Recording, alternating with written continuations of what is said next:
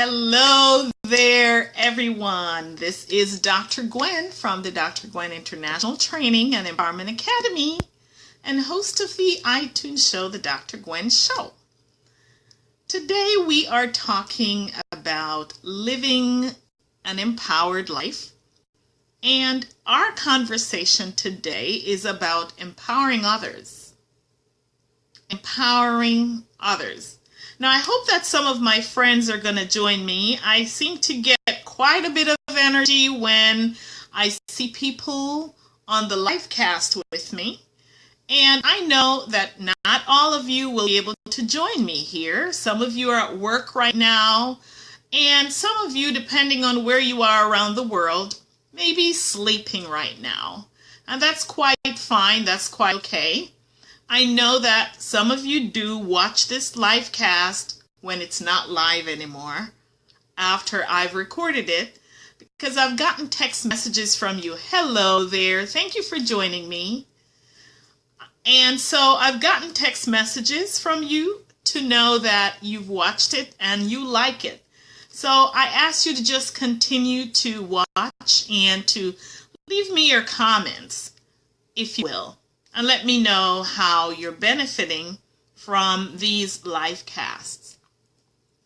So we've been talking for the last 1 week and a half, actually, live on this broadcast. And today we are talking, as I said, about empowering others.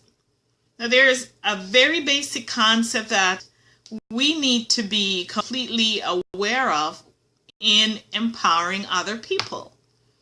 We can't really give what we don't have, right? I know you'll agree with me. So if you are in a place where you feel like you're not empowered yourself, then you will not be able to give to others what they may need to be empowered themselves. So before we go on to talking about the 3 C's of empowering other people, what I want to do is to do a little bit of backtrack and expansion on how you yourself can be empowered. Is that okay? Hopefully that's fine with you. Okay, so you know how sometimes we get into a situation where we're feeling that we have a way of being. So we know who we are, and we are that way no matter what, on all occasions, in all circumstances. That's just the way we are. And we say that. We've locked ourselves into what I say, an identity.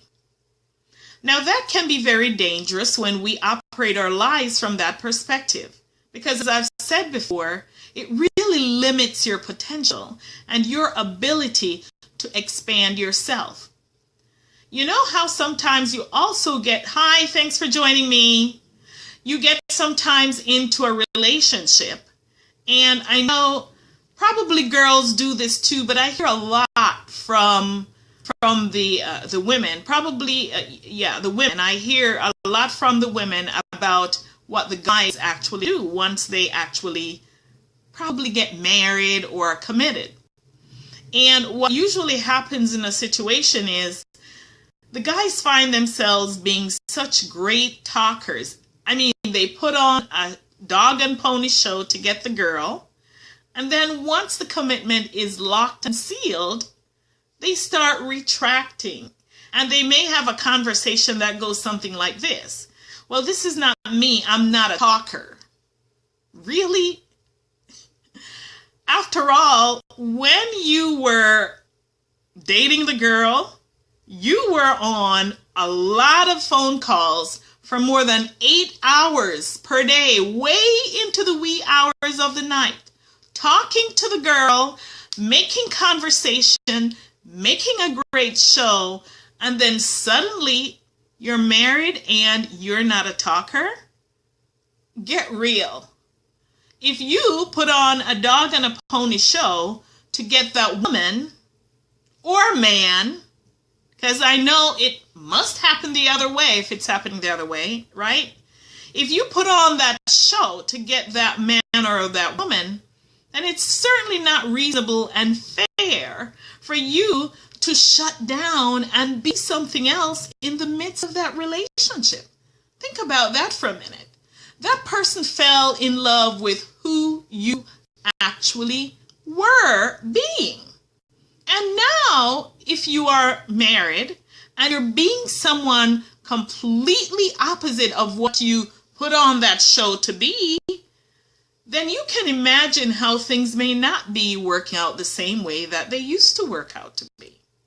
So if you put on that dog and pony show to get your partner, then keep the show going. Don't stop the show and expect to get the same results, right? That's only fair. Because see, we're talking about identity. And you became something else to seal the commitment of this other person. Now, if you're telling yourself, well, that's not me. Hello, Tash. Yes, amen, right? You know, if you're telling yourself that's not me now in this particular moment, you had on another identity when you were going through that relationship. So put it on. Now thank you so much for those likes. That really goes to show that you're not locked into an identity. You're not. You can thank you for the love bubbles. You can cause yourself to be whoever you want yourself to be. Now, this doesn't mean that you're going to go around having split personality and being completely different from who you are. That's not what I'm talking about. I'm talking about extending yourself just the same way you did to have a committed partner in your life. You are not sealed in your identity. You can become whoever you want to be. So now, having really said that, who are you? Who are you? You know, are you this great, powerful being who has the ability to create yourself in any given moment? Yes, listen, I'm not saying that we as people don't have an underlying way of being. We have a certain way of disposition, a way we like to operate, but that way is not set in stone. We're talking about you living an empowered life, and in this conversation, you empowering others.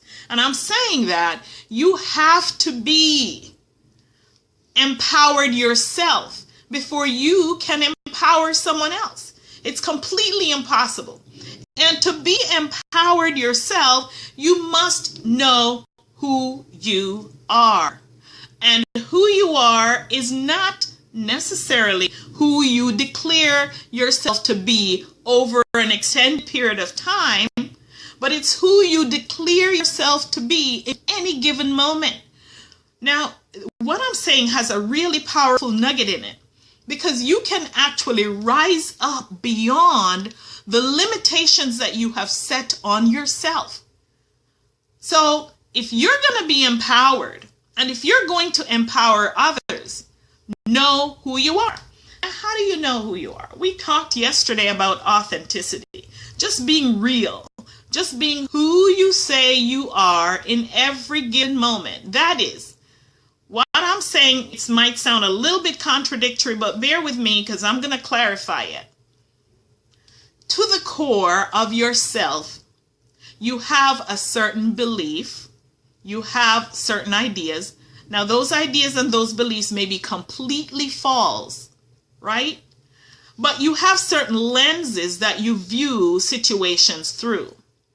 You becoming aware of those lenses as you communicate with other people will empower you and empower your conversations. Because sometimes those lenses that you're coming to the conversation with actually puts a lid on the conversation. You misinterpret other people because of those lenses, and because they have lenses, they misinterpret you. And being aware of those lenses are important. Likewise, being aware of that also causes you to be noticing when your own lenses and your own stories are kicking in to warp a conversation that you are listening to.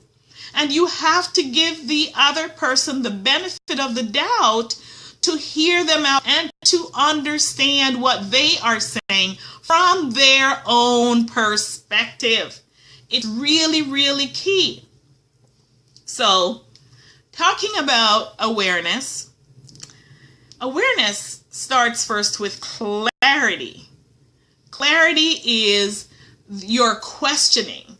You're knowing what you are about. What are you about? What are you about in your life, right? It's important for you to understand that. When you are clear about that, the thing that you want to be able to do is to speak your truths lovingly. Not hiding behind a mask, not pretending to be who you're not saying one thing, as I said yesterday, and meaning another thing. No powerful human being lived their life that way. If you're feeling completely conflicted in your heart and not, thank you, I love those love bubbles. If you're feeling completely conflicted in your heart, with your mind is saying one thing and your mouth is saying another, get them coordinated. Hey there, Rylan. Mwah. So get them coordinated. You have to get them coordinated. Because if you're not coordinating those thoughts, you are not going to feel good about what you are presenting yourself to be, and you're going to be completely discombobulated inside. You will not feel fulfilled and powerful. So you must align those words that you are saying with what you are experiencing inside. Can't live that split personality. Hey there, Jackie. Wonderful to see you. And I love those love bubbles. So now your conscious mind and your subconscious mind, we're not even going to go through that part again because we did that on one of the other broadcasts. But we're talking about awareness here, right? Awareness so that you can empower other people and you yourself can live an empowered life. Now you have to be completely conscious of what is going on inside. Who are you being? Are you being open to the circumstances that are showing up in your life? Or are you gripping to a certain outcome and you're desperate for a certain outcome to show up, completely pushing away whatever nature, the universe, God is bringing into your life, right? These are all principles to feel empowered. Are you objective? Are you looking at every situation free and completely free of stories? That's also important when you are living an empowered life. And in a moment, as I said, we're going to get to those 3 C's that I believe every single human being needs to feel empowered. And if you are empowering other people, then it's important for you to understand what those principles are. Then the next thing is, are you present? I'm talking about being present to your surroundings, being present to other people. How are they impacting your life? How are you impacting their lives? How is that big, great mission that you are fulfilling in this world impacting other people's lives? And then the number 1 key awareness that I believe every human being cannot do without is that being aware of who you are to yourself. Turning off that mind chatter. Those things that steal your present moment so that you're not focused on what is at hand. Those things really rob your power. And if you are going to be empowered, you need to have those. So, what are the 3 C's? The 3 things that you can do today to cause people in your life, in your circumstances, to feel empowered. The first C is being connected. Every single human being want to know that they matter, that they are connected, that they are making a difference. And I want you to ask yourself, how can you cause the people in your immediate life to feel connected? What are some things that you can do to cause them to feel connected? Maybe you can communicate with them. Maybe you can, if they're kids, play with them. Maybe you can invite them into your circle. You know who these people are. I don't. But how can you cause them to feel connected? That's one key thing that every single human being needs. And if you've got children, tune in. If you're an educator in the classroom and your kids in the classroom are giving you trouble, I was going to say another word, but if they're giving you trouble in the classroom, cue in right here. These 3 things will eliminate a lot of your woes. Trust me on that. I've got decades of experience living that. So they want to feel connected. Next thing is they want to feel that they are contributing. You want to make sure that they are recognized and that you pull them into whatever is happening. Thanks for those love bubbles. They need to feel as though that whatever they're bringing to the equation matters. This is also in your love lives, by the way. Every human being, if it's your marriage, your kids, your classroom, these 3 elements must be in place to set the foundation to empower others. Are they contributing? If they're not contributing, invite them. Invite them to contribute. Appreciate their contribution. Cause them to know that whatever they're bringing to the equation matters to you. It's really important. And then the last C is capable. Nobody wants to be bashed and to be put down. You know, when somebody puts an effort out, the thing that you need to do is to make certain that you are encouraging them. You know, I've been an administrator in leadership for decades, right? And I've had a lot of experience working with people who are very competent and people who are not so competent. And one of the things that we were required to do, but whether required or not, it's something that I just feel is important. Sometimes we have a principle that says be quick to hire, be slow to hire, and be quick to fire. And, you know, I had, in fact, an experience just quite recently where, you know, I was speaking with someone who is actually working with me, and I love her to death. She is so brilliant. And there were some things that were off, some timelines that were not met, and I felt like things needed to come to a head. And I had a conversation with her to find out from her perspective what was going on. I acknowledged her contribution that she had made so far, and also we were just focused on results. It's not that I'm going to focus on, well, you know, you are my interpretation of whatever is happening.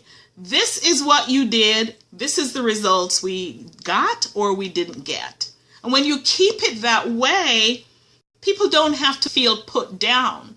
So during one point in the conversation, it was appearing as though she was thinking I was blaming her. And I said, no, look, there's nothing wrong with you. Nothing's wrong. Nothing's right. We're just having a conversation about what is. This is what was done. This is the results. And if we keep it that way, I think it's going to be fine. And you know, she was completely elated and satisfied with the whole output. Instead of me saying, look, this is wrong and this is wrong, this is wrong. and to have her not feel capable. She's very capable, by the way. You know, we went over that formula so that she understood where I was coming from. People want to feel connected. People want to feel that they are contributing, and they want to feel capable. Now, look in your relationships that you have, whether it's your love life, your spouse, your kids. Which one of these three things is missing? What can you put in place today, like this hour, once you get off of this session? What can you put in place today to turn around that relationship, to cause people to feel empowered? Now, we're not perfect beings. We all make mistakes, right? I like to think I'm perfect anyway.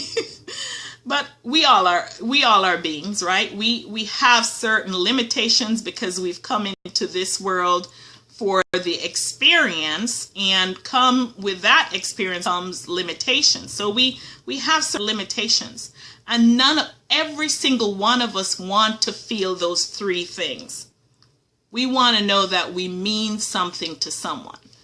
So, on the conversation of empowering others, just bear in mind as I leave you this, that you need to be sure that you are self-empowered. And as you feel self-empowered, remember those three C's: connected, contributing, and capable. And if you follow that, then you will be well on your way to empowering people in your life. Perfectly imperfect. Yes, Jackie. I wonder if you guys have any questions. I just want to look through here and see. Thank you for the comments and the love and everything else. And if you don't have any other questions, guys, this is it for today. I'll be back tomorrow at 3, and I'll be bringing something special, okay? So just keep that in mind. I hope you get a chance to join me. And I thank you, Tash, Rylan, Jackie, for joining me live on the call, and for all the people who sent love bubbles.